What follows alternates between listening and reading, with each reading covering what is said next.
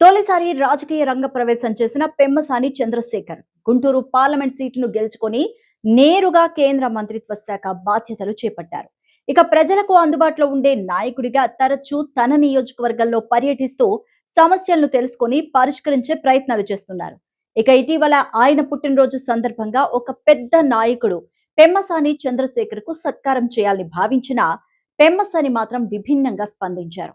ఇక తన పుట్టినరోజు వేడుకల కోసం భారీ స్థాయిలో సన్మానం చేయడం అవసరం లేదని, ఆ డబ్బును ఉపయోగించి నియోజకవర్గంలోని P4 పథకంలో 2 కుటుంబాలను దత్తత తీసుకోవాలని సూచించారు. ఇక ఇలా పనికి మేలు చేసే దిశగా ఆయన చూపిన మార్గం అనేక మందిని ఆకట్టుకుంటోంది. ఇప్పుడు ఆంధ్రప్రదేశ్ రాజకీయాల్లో పులివెందుల మరోసారి చర్చలోకి వచ్చింది.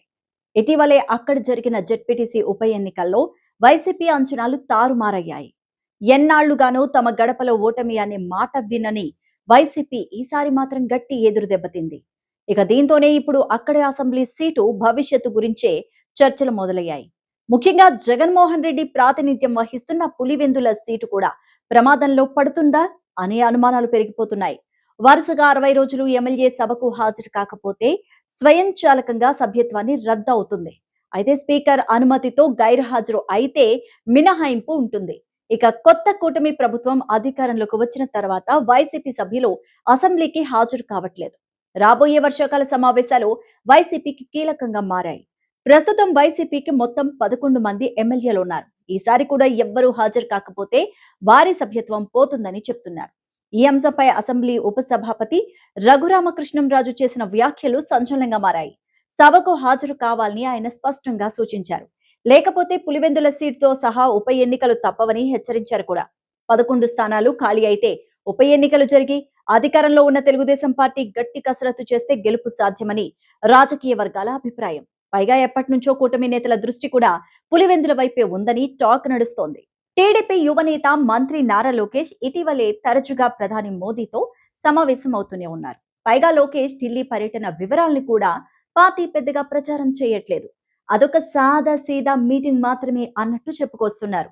ఆయన చాలా బిజీగా ఉంటారు. అయినా ఓ రాష్ట్రానికి చెందిన మంత్రి లోకేష్ కు అంత టైం కేటాయించి ప్రధాని లోకేష్ తో సమావేశం అవుతున్నారంటే ఈ సమావేశాల వెనుక ఇంకేదో ఉందంటున్నారు రాజకీయ విశ్లేషకులు.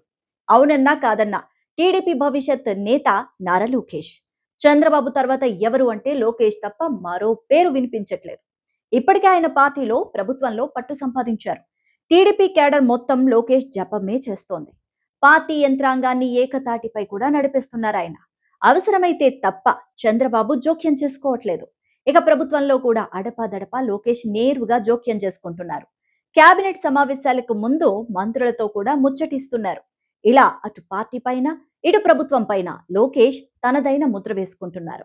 చంద్రబాబు కూడా లోకేష్ ను తన రాజకీయ వారసుడిగా జాతీయ స్థాయి నేతలకు పరిచయం చేయాలనే ఉద్దేశంతోనే ఉన్నారు. అందుకే అడపాదడపా ఢిల్లీ పంపించి అక్కడ మీడియాతో మాట్లాడిస్తున్నారు. టీడీపీ ఏపీలో మంచి పట్టున్న పార్టీ. ఇలాంటి పార్టీతో దీర్ఘకాల స్నేహం ఉంటే తమకు ఎంతగానో ఉపయోగపడుతుంది. అందుకే లోకేష్ వంటి యువనేతకు మోదీ, అమిత్ షా లాంటి వాళ్ళు ప్రయారిటీ ఇస్తున్నట్టు కనిపిస్తోంది. ఉత్తర అమెరికా తెలుగు సంఘం తానా మిడ్ అట్లాంటిక్ బృందం ఆధ్వర్యంలో సెప్టెంబర్ 6, 2025 హారిస్బర్గ్ లో సిల్వర్ స్ప్రింగ్ టౌన్షిప్ లో అడాప్ట్ ఏ హైవే వాలంటీర్ సేవా కార్యక్రమాన్ని విజయవంతంగా నిర్వహించారు.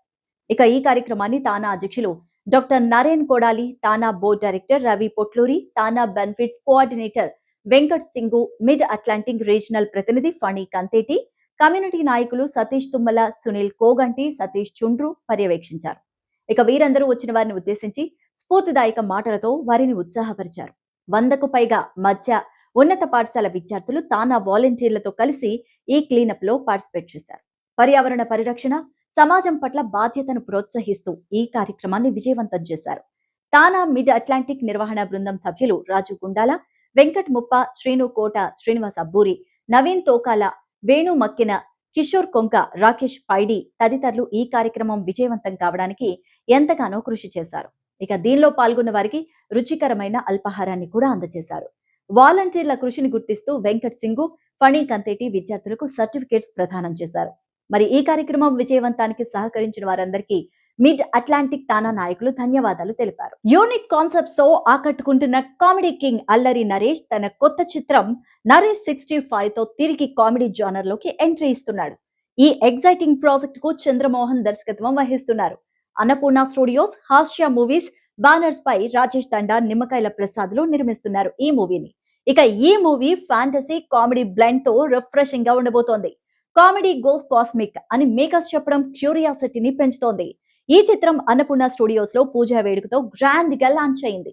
నాగ చైతన్య ముహూర్తపు షాట్ కు క్లాప్ కొట్టారు. Star director Bobby camera switch on చేశారు. దర్శకుడు విఐ ఆనంద్ ఫస్ట్ షాట్ కు గౌరవ దర్శకత్వం వహించగా, దర్శకులు వశిష్ఠ రామ్ అబ్బరాజు, విజయ్ కనకమేడల స్క్రిప్ట్ ను నిర్మాతలకు అందించారు. హర్ష శంకర్, సుప్రియ యార్లగడ్డ, అనిల్ సుంకర, జమినీ కిరణ్లు ఈ కార్యక్రమానికి హాజరయ్యారు. మహేష్ బాబు, రాజమౌళి కాంబినేషన్ లో వస్తున్న SSMB 29 మొదటి అనౌన్స్మెంట్ నుంచి పాన్ ఇండియన్ లెవెల్లో హడావిడి చేస్తోంది. ప్రతి అప్డేట్ కోసం అభిమానులు ఆతృతగా ఎదురు చూస్తున్నారు. రాజమౌళి సినిమాల్లో యాక్షన్ విజువల్స్ నెవర్ బిఫోర్ అనిపించేలా ఉంటాయనేది అందరికీ తెలిసిందే. మరి ఈసారి కథ మొత్తం ఆఫ్రికా అడవుల నేపథ్యంలో సాగుతుంది. కెన్యా, సౌత్ ఆఫ్రికా ప్రాంతాల్లో షూట్ చేస్తున్నారని, హాలీవుడ్ టెక్నీషియన్స్ కూడా ఈ ప్రాజెక్ట్ లో భాగమయ్యారని సమాచారం. తాజాగా ఒక వీడియో సోషల్ మీడియాలో వైరల్ అవుతూ చర్చనీయాంశంగా మారింది. 18 సెకండ్స్ నిడివి ఉన్న ఈ వీడియోలో మహేష్ బాబు కెన్యా అడవుల మధ్యలో ఒక స్టిక్ పట్టుకొని నడుస్తూ ఆయన పక్కనే ఒక సింహం నడుస్తున్నట్టు చూపించారు. కానీ రియాలిటీ ఏంటంటే ఆ వీడియో నిజమైంది కాదు. అది పూర్తిగా ఆర్టిఫిషియల్ ఇంటెలిజెన్స్ AI ద్వారా క్రియేట్ చేసిన క్లిప్ గా తెలుస్తోంది.